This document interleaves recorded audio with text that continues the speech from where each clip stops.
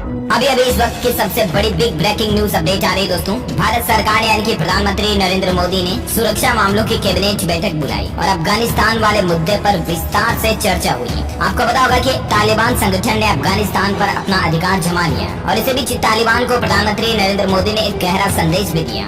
हो सकता है कि उस संदेश के बाद तालिबान भारत पर कुछ रिएक्शन करे। जानेंगे तालिबान और अफगानिस्तान और भारत और प्रधानमंत्री नरेंद्र मोदी के मुद्दे से जुड़ी 10 बड़ी खबरें इस वीडियो में मैं आपको बताने वाला हूँ। देखिए, आज की बैठक में सबसे महत्वपूर्ण फैसला तो ये लिया कि हिंदुओं और सिखों को भारत में शरण मिलेगी। हर अफगान की मदद करने का पीएम मोदी ने वादा किया।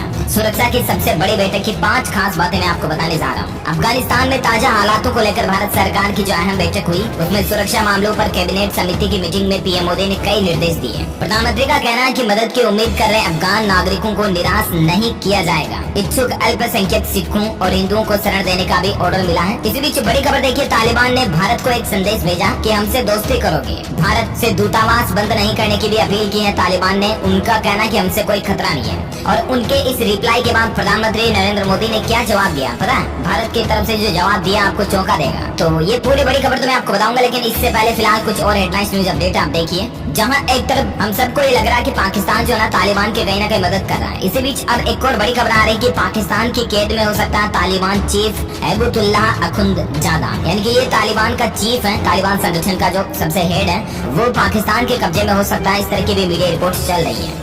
भले ही दोस्तों अफगानिस्तान में तालिबान का कब्जा हो चुका है और अफगानिस्तान की अधिकतर सेना ने तालिबान के सामने अपने हथियार भी डाल दिए, लेकिन अब तालिबान के खिलाफ एक जंग खड़ी हो चुकी है। देख सकते हैं कि अफगानिस्तान में पिक्चर अभी बाकी है। तालिबान के खिलाफ फिर खड़ा हुआ उसका सबसे पुराना दुश्मन, और सबसे पुराना दुश्मन तो खड़ा हुआ ही। इसके अलावा देखिए आप, हाथों में अफगानी झंडा और बुलंद हौसले के साथ तालिबान के सामने अफगान की जनता भी अब विद्रोह करने लग गई है। शहर शहर तेज प्रदर्शन हो रहा है तालिबान के खिलाफ। भले ही दोस्तों बंदूक की नोक और हिंसा के बल पर काबुल सहित अफगानिस्तान पर तालिबान ने कब्जा जमा लिया हो, मगर अफगानिस्तान में पिक्चर पूरी तरह से खत्म नहीं हुई है। पिक्चर अभी बाकी है। अफगानिस्तान में तालिबान का सबसे पुराना दुश्मन अब उठ खड़ा हुआ है और उसके हुकूमत के खिलाफ एक आवाज बुलंद कर दी है। अफगानिस्तान पर तालिबान के कब्जे के बीच उसके हुकूमत के खिलाफ खेमेबंदी तेज हो गई है। दरअसल दोस्तों आतंकी संगठन तालिबान से निपटने के लिए रणनीति तैयार की जा रही है। तालिबान विरोधी ताकतें बेहद खतरनाक पंजशीर घाटी में इकट्ठा हुई है, जिसमें पूर्व राष्ट्रपति अमरुल्लाह सालेह और अफगान सरकार के वफादार सिपाह सालार जनरल अब्दुल रशीद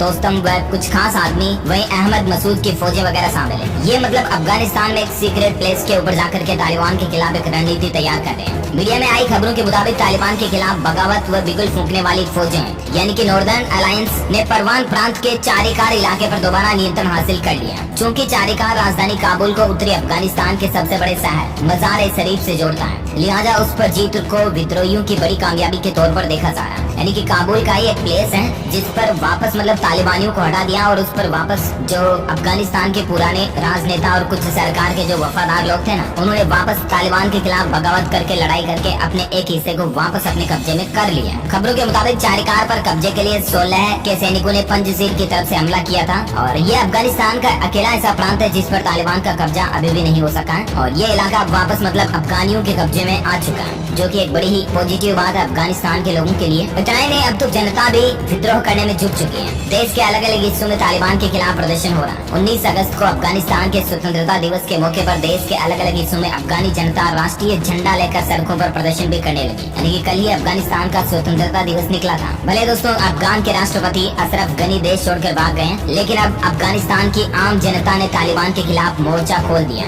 देश के अलग अलग हिस्सों में तालिबान को खत्म करने का मिटाने का प्रदर्शन शुरू हो चुका है। यहाँ तक कि कल ही काबुल एयरपोर्ट के पास बड़ी संख्या में लोगों ने प्रदर्शन भी किया और तालिबानी राज का विरोध किया। इस दौरान तालिबानी लड़ाकों द्वारा गोलीबारी भी की गई और प्रदर्शनकारियों को हटाने की कोशिश भी की गई। ऐसा ही अफगानिस्तान के खोस्त प्रांत में भी हुआ, जहाँ पर आम लोगों के प्रदर्शन के बाद तालिबान ने 24 घंटे का कर्फ्यू भी लगा दिया। अफगानिस्तान के अलग अलग इलाकों में हो रही प्रदर्शन की तस्वीरें भी मैं आपको दिखाना चाहूंगा। ये देख सकते हैं, ये तस्वीरें सोशल मीडिया पर काफी वायरल हो रही है और खास बात यह है कि तालिबान के खिलाफ आवाज बुलंद करने वालों में सबसे आगे अफगानी महिलाएं हैं। यानी कि महिलाओं का हौसला देखिए। इन तस्वीरों में आप आसानी से देख सकते हैं कि अफगानिस्तान का झंडा लिए महिलाएं ही सबसे आगे दिख रही है। कौन कहता है कि आखिर महिलाओं में दम नहीं होता, जिगर नहीं होता? ये सब पुराने जमाने की फालतू बातें रह गई है। आज की जो महिला शक्ति में ताकत है ना, वो पुरुषों के बराबर है। महिलाओं का हौसला है ना वो किसी से कम नहीं है। और अब देखिए अफगानिस्तान में महिलाओं ने एक जंग छेड़ दी है तालिबान के खिलाफ आवाज बुलंद करके, जो कि तालिबान से अपनी आजादी की मांग कर रही है। भले ही तालिबान की तरफ से गोलीबारी में कई लोगों की जान चली गई, लेकिन एक कदम भी पीछे नहीं हटे फिर भी प्रदर्शनकारी।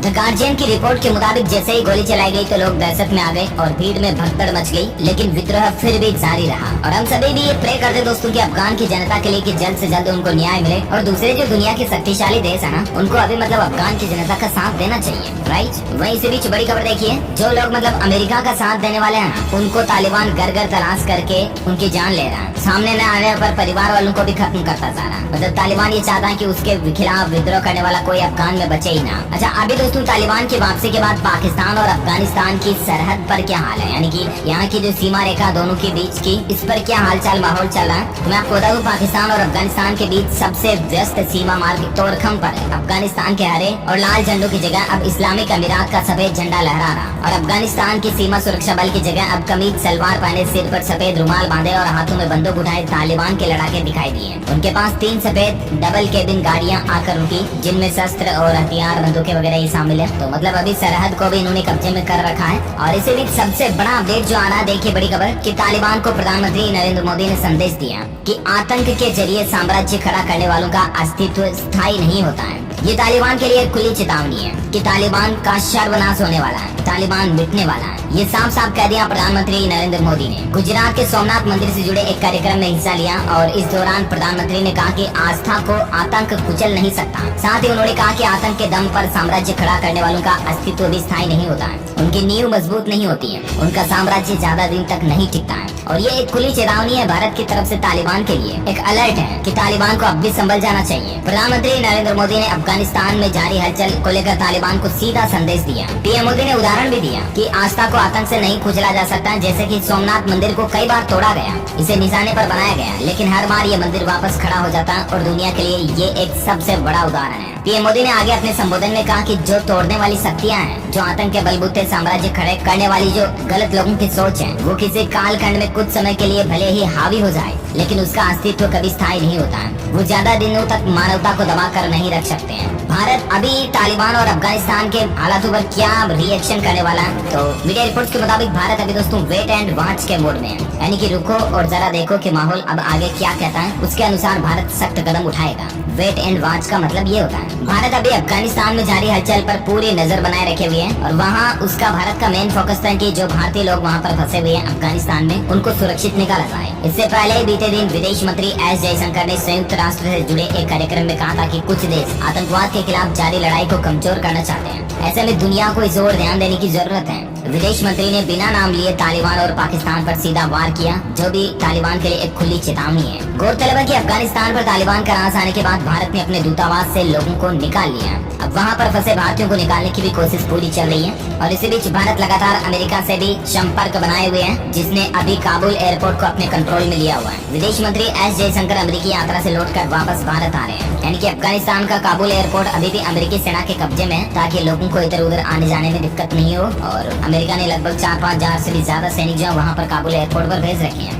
भले दोस्तों तालिबान के सैनिक कितने ही मतलब ज्यादा हो, लेकिन अभी भी काबुल एयरपोर्ट जो है अमेरिका के कब्जे में है, ताकि भारतीय लोगों को और दूसरे लोगों को सुरक्षित बाहर निकाला जा सके। लेकिन तालिबान का सर्वनाश अब शुरू होने जा रहा है, क्योंकि इधर अफगान जनता जहां एक तरफ विद्रोह खड़ा कर चुकी है, वहीं दूसरी तरफ भारत ने भी डायरेक्टली या इनडायरेक्टली किसी भी तरह से कहो आप तालिबान को खुली चेतावनी दे दी है कि इस आतंकी संगठन का सर्वनाश खात्मा होना तय है, क्योंकि ये ज्यादा लंबे समय तक नहीं टिकने वाला है। वहीं इसी बीच इस वक्त की एक सबसे बड़ी ताजा खबर जो आ रही है, देखिए आप कि तालिबान जो है वो अब भारत से जानबूझकर दुश्मनी मोल ले रहा है। देख सकते हैं अफगानिस्तान में जो भारत के कॉन्सुलेट्स हैं, उसमें भी तालिबानी आतंकी घुस गए और अधिकतर बुलेट प्रूफ गाड़ियों को उठा कर ले गए। अभी तालिबान ने जब अफगानिस्तान पर कब्जा किया था ना, तब उसने कहा था कि हम शांतिपूर्ण शासन करेंगे, शांति भंग नहीं करेंगे, लेकिन पूरी तरह से शांति भंग हो रही है। उनके शांति का वादा पूरी तरह से टूट चुका है, लोगों पर अत्याचार हो रहा है, जानबूझकर लोगों को जान लिए जा रहे हैं, गोलियां चलाई जा रही हैं। और इंडियन कॉन्सुलेट्स में भी अब तालिबानी आतंकी घुस चुके, जो कि भारत के लिए एक बड़ी ही सावधान हो जाने वाली बात है। तालिबान के आतंकी बुधवार को कंधार और हेरात प्रांत में खाली किए जा चुके इंडियन कॉन्सुलेट्स में घुसे